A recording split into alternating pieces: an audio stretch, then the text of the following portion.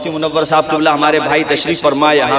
ایک بات میں یہ بھی کہوں مفتی مقبول صاحب، کئی دفعہ جیسے ہم لوگ دیکھتے ہیں جذبات لوگوں کے، تو وہ کہیں نہ کہیں یہ بات رہتی ہے حضرت ہم بچوں کو کیسے پڑھائیں، ہم تو مڈل فیملی سے ہیں، اتنی انکم بھی نہیں ہے، پڑھائیں کیسے، گھر کا خرچہ بھی نہیں چلا پاتے. بات ان کی ٹھیک ہے، مگر پیارے خواب دیکھو تو بڑے دیکھو، خواب ایسے دیکھو.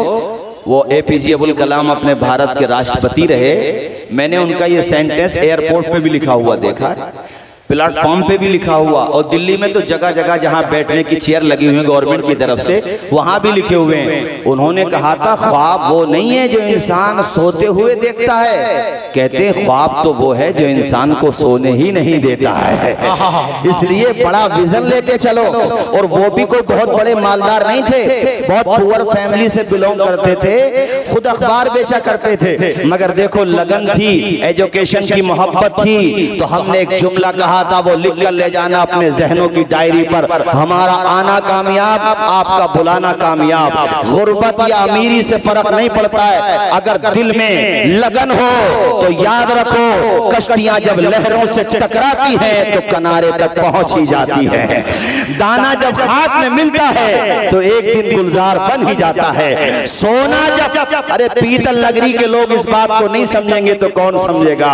ارے لوہا جب بھٹی میں سلگایا جاتا ہے تو ایک دن بہترین سامان بن ہی جاتا ہے، اور اسی سامان کے نتیجے میں مراد آباد پیتل نگری کہلاتا ہے. مٹا دے اپنی ہستی کو اگر کچھ مرتبہ چاہے کہ دانا خاک میں مل کر گلے گلزار ہوتا ہے.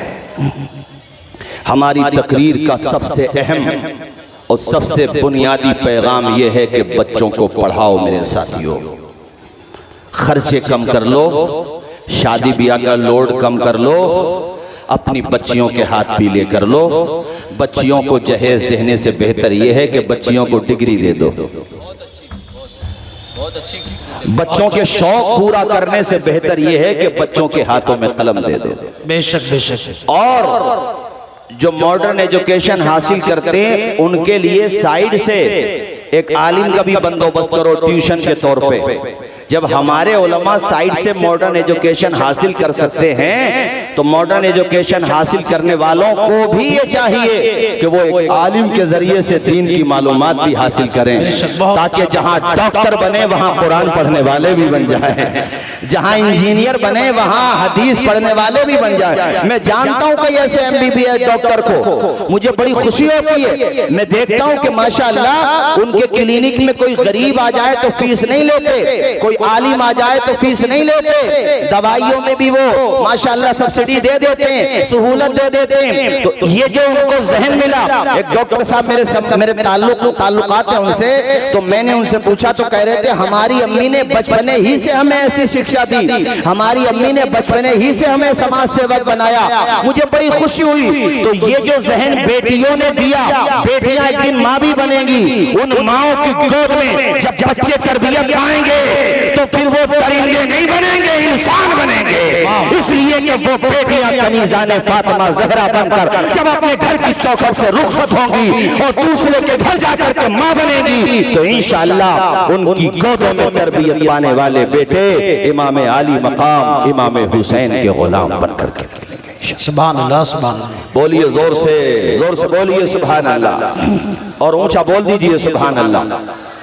ذرا مجھے یہ بھی تو لگے کہ آپ میرا درد دل سمجھ رہے ہیں، اس لیے قلم بچوں کو دیں گے یا نہیں دیں گے، بچوں کو پڑھائیں گے یا نہیں پڑھائیں گے، اس حوالے سے میں ایک مرتبہ آپ حضرات کی تائید چاہتا ہوں اور ہاتھ اٹھا کر کے میرا بھی مورل بڑھاؤ، میرا بھی منوبل بڑھاؤ کہ حضرت آپ جو کہہ رہے اس بات کو مانیں گے.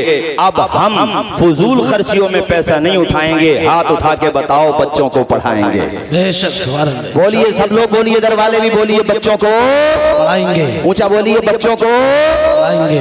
ایک لڑکا شعیب، میں اس لیے بتا رہا ہوں تاکہ ہمارے احباب کا تھوڑا موٹیویٹ ہو جائیں، وہ لوگ ذہن سازی ہو جائے. محمد شعیب راجستھان کا لڑکا، اور زیادہ اس کی فیملی ایسا نہیں بہت مالدار فیملی ہو، مڈل کلاس ہے بس. تو اس بچے کی لگن اور اس کے ماں باپ کی ذہن سازی کہ جب نیٹ کا امتحان نکالا تو چینلز پہ چلا، نیشنل لیول کے چینلز نے اس کو دکھایا، اس لیے کہ وہ 720 میں سے 720 نمبر لے کر کے آیا۔ سبحان اللہ سبحان اللہ۔ کتنی خوشی کی بات ہے، کس کا نام روشن ہوا؟ میرے بھارت کا نام روشن ہوا، میری قوم کا نام روشن ہوا۔ تو نام روشن کرنے کے لیے آپ لوگوں کو پڑھانا ہی پڑے گا، بچوں کو آگے بڑھانا ہی پڑے گا۔ آپ حضرات یہ ذہن لے کر کے جائیں، آدھی روٹی کھا لیں گے مگر بچوں کو پڑھا لیں گے، فاقہ بھی کرنا پڑا تو کریں گے مگر اپنی نسلوں کو جاہل نہیں رکھیں گے، بلکہ ان کے ہاتھوں میں قلم دے کر کے جائیں گے۔ بے شک۔ بولیے زور سے انشاءاللہ۔ بڑی مبارک رات ہے، دل کے ساتھ بولو نا یار انشاءاللہ۔ اللہ دعائیں قبول کرنے والا۔ اولاد نہیں ہوتی ہے تو تمنا کرتے ہیں اولاد ہو جائے، اور اولاد ہو جائے تو سیدھا کمانے پہ لگا دیتے۔ میں نے دیکھا کروڑ پتی باپ ہے، اس نے بھی کمانے پہ لگا دیا۔ ارے بھلے آدمی، تجھے اتنی پیسے کی کیا ضرورت ہے، تو بچوں کو پڑھا اپنے، مگر اس کے دماغ میں یہ بیٹھا ہوا کہ میں کیا کروں گا پڑھا کر کے، میرا بیٹا تو کروڑ پتی ہے ہی آلریڈی۔ اچھا بیٹا بھی یہی ہے پدرم سلطان بود کہ میرے باپ پہ تو بہت سمپتی۔ ارے نادان، تو اگر پڑھتا تو کتنے غریبوں کا بھلا کر دیتا یار۔ تو کیوں نہیں پڑھا بھائی؟ وہ برے شوقوں میں لگ گیا، اچھا گاڑی خریدے گا، 2 لاکھ کے موبائل خریدے گا۔ او نادان، مالدار اگر بنے کبھی زندگی میں، اللہ تجھے خوب دولت دے۔ میں سب کے لیے دعا کرتا ہوں اللہ کسی کا محتاج نہ بنا میرے مولا، تو اپنا محتاج بنا، ہمیں فائنینشلی سٹرونگ کر دے، ہمارے بازوؤں کو طاقت دے دے۔ اے میرے مولا تو ہمیں خوب دولت دے، مگر ہم تجھ سے یہ بھی دعا کرتے ہیں میرے مولا دولت دے، وہ دولت دے دے جو عثمان غنی کو عطا فرمائی۔ یا اللہ وہ جذبہ دے دے جو عثمان غنی کو عطا فرمایا تھا، اس جذبے کی خیرات دے دے تاکہ ہماری دولت سے ہمارے بچوں کا بھی بھلا ہوتا رہے، اور ہمارے قوم کے اداروں کا بھی بھلا ہوتا رہے، ہماری قوم کے غریبوں کا بھی بھلا ہوتا رہے۔ اے میرے مولا یہ ہماری تیری بارگاہ میں دعا ہے۔ سارے لوگ زور سے آمین بول دیجئے، آمین آمین، زور سے بولیے آمین۔ علامہ کفایت علی کافی آئے ہیں مراد آباد کے چوک پر، لے گئے ان کو اور کہا کہ آپ کو پھانسی ہونا ہے۔ کہا قلم اور دوات۔ اس زمانے بھائیو دوات قلم سے لکھا جاتا تھا، یہ تو اب بہت ڈیولپ ہو گیا زمانہ، بہت پرانی بات بتا رہا ہوں۔ آپ نے لکھنا شروع کیا، دیکھ رہے ہیں آپ پھانسی کا پھندا سامنے، اور وہ لکھ رہے۔ جو خدا والے ہوتے ہیں نا ڈرتے ورتے نہیں ہے کسی سے، وہ یہ دماغ میں بٹھا لو آپ، وہ ایک بات جانتے ہیں کہ وقت سے پہلے مر نہیں سکتے، اور وقت نہیں آ جائے تو کوئی مار نہیں سکتا، اور وقت آ جائے تو پھر ایمس میں نہیں، تم امریکہ علاج کے لیے چلے جاؤ، بچ نہیں سکتے۔ جب وقت آ جائے گا تو مر جاؤ گے، اور وقت نہیں آئے گا تو بچ جاؤ گے، وہ ایک بات دماغ جانتے ہیں۔ اور انہیں خوشی ہوتی ہے جب شہادت کا نمبر آتا تو خوشی ہوتی ہے، یا اللہ مرنے کو تو سبھی لوگ مر رہے ہیں، وہ اپنے لیے مر رہے ہیں، میں تیرے دین کی محبت کے لیے مر رہا ہوں، زندہ باد، میں ملت کے لیے شہادت کا جام پی رہا ہوں، اسی لیے اللہ ان کا نام بھی روشن کر دیتا ہے۔